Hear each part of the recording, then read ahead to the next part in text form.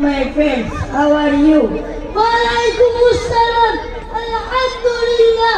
We are fine. Thank you. And you please. Fine, Alhamdulillah. All praises to Allah. Thank you. Thank you too. Now answer me. What day is it pointing on student? Today is Monday. To another student you by calling his her name. Tell me, what date is it? It is December. To another student, what's the month now? It is September. Thank you all.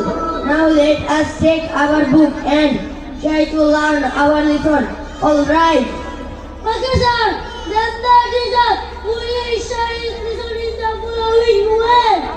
What is the meaning of this prayer? Can anyone tell us? Yes, sir. I can.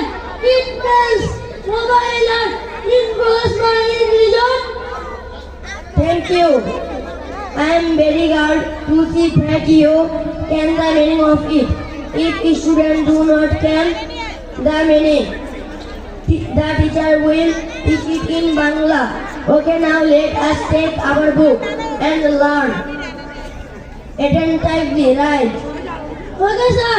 Then the teacher will be thinking of the class as question. My little friends, take your book and open at page 13. Today you shall learn lesson no 1.